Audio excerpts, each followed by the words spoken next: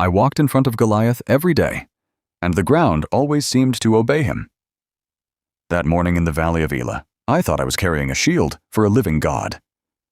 His armor smelled like hot metal and old sweat, and his steps shook dust into my mouth as we climbed the ridge. Across the valley, Saul's men looked frozen, their spears bright, their faces pale, and nobody dared answer my master's roar.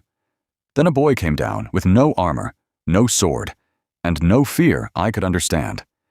He carried a staff, a sling, and 5 smooth stones like he had brought lunch instead of war.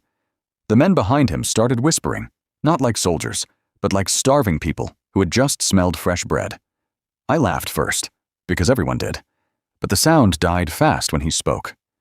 The boy did not throw curses across the field like frightened warriors do.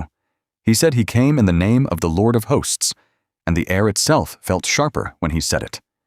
Even the wind seemed to pause between them, as if heaven had leaned close to listen. I felt something I had never felt beside Goliath, not terror of a man, but the awful nearness of holy power. Goliath cursed him and lunged, and I moved with the shield raised high, sure I knew how this story ended. Then the sling sang through the air, and every man heard it. I heard one hard crack, like a branch snapping in winter, and the giant stopped moving before he even knew he was falling. When his body hit the earth, the valley thundered, and my hands forgot how to hold the shield.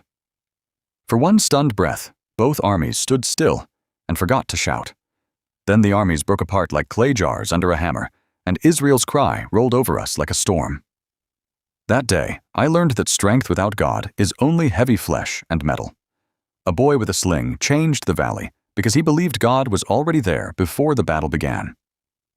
Remember this when fear looks bigger than you, because heaven does not measure battles the way we do. Tomorrow, another witness will speak from behind the walls of Jericho.